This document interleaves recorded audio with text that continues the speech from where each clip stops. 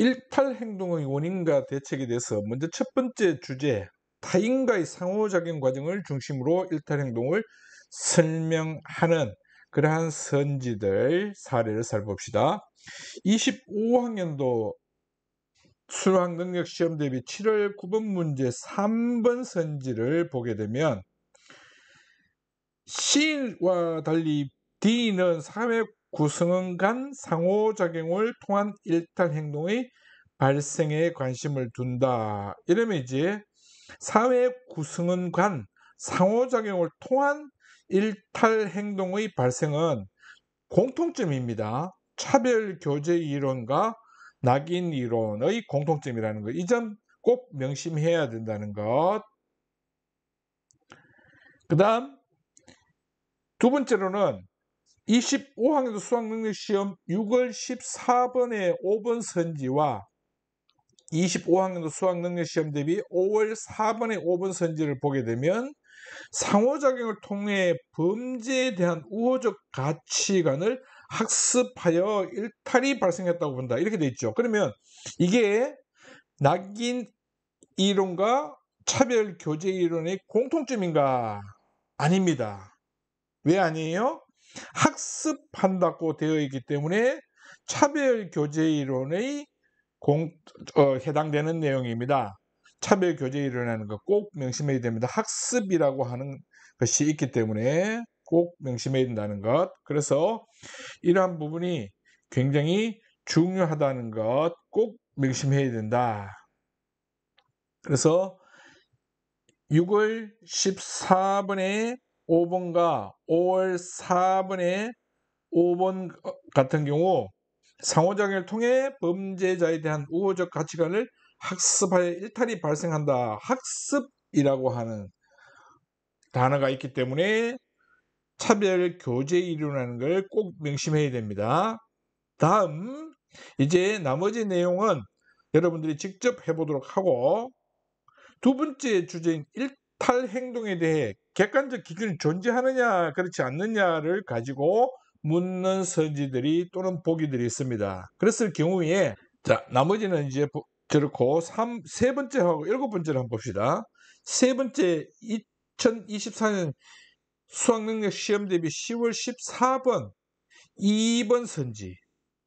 2번 행동에 대한 사회적 반응이 아니라 그 행동의 속성에 의해서, 그럼 이것은 다른 말로 바꾸면 행동의 속성에 의해서 규정된다고 보는 것이니까 일탈 행동에 대한 기준이 있다라는 얘기예요. 그래서 아노미론과 차별 교제 이론의 공통점에 해당되는 겁니다.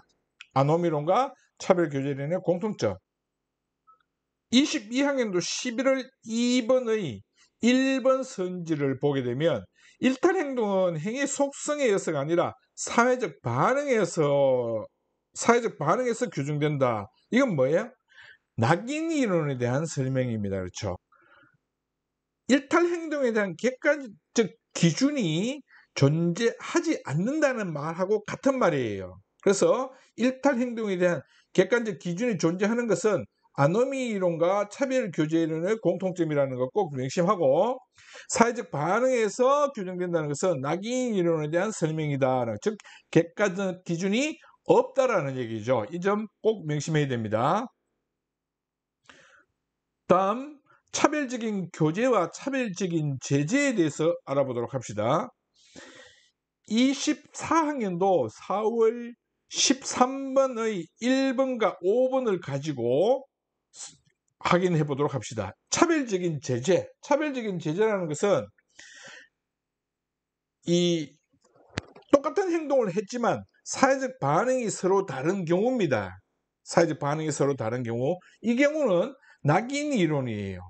그래서 1번 선지는 낙인 이론에 대한 설명이고, 그 다음 5번 선지는 일탈자와의 접촉 차단. 이러면 일탈자와 접촉을 함으로 인해서, 즉 차별적인 교제가 이루어진다는 얘기예요. 차별적인 교제가 이루어지기 때문에 일탈 행동을 학습한다는 겁니다. 그래서 일탈자의 접촉을 차단함으로써 해결 방안을 제시할 수 있다. 이렇게 되는 거죠. 이건 차별 교제 이론이라는 것.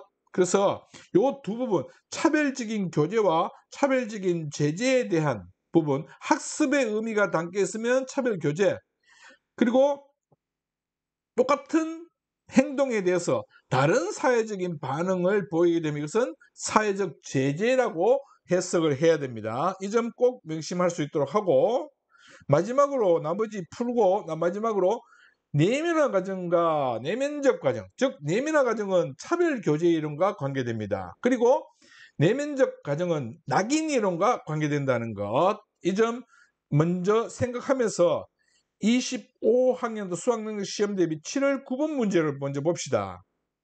9번 문제를 먼저 보니까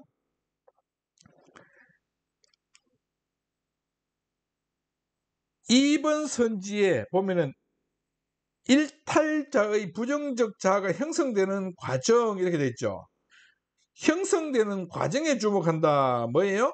낙인 이론에 대한 설명입니다. 그래서 내면적인 과정, 부정적 자아가 어떻게 형성되는가, 정체성이 어떻게 형성되어 가는가에 초점 맞춰진다는 겁니다. 그래서 낙인 이론에 대한 설명이다라는 걸 명심하고, 24학년도 수학능력 시험 대비 3월 13번 문제 2번의 경우와 4번의 경우를 비교하면서 한번 또 살펴보도록 합시다. 2번 1차적 일탈과 1차적 일탈이 2차적 일탈로 이어지는 과정, 1차적 일탈이 2차적 일탈로, 즉 내면적인 과정, 정체성이 어떻게 형성되어 가는가, 이 부분입니다. 일탈자로 낙인 찍히게 되면 똑같은 1차적 일탈을 했지만 일탈자로 낙인 찍히게 되면 내 스스로, 자기 스스로죠. 자기 스스로 일탈자라고 인식하고 스스로 정체성을 형성하게 됩니다.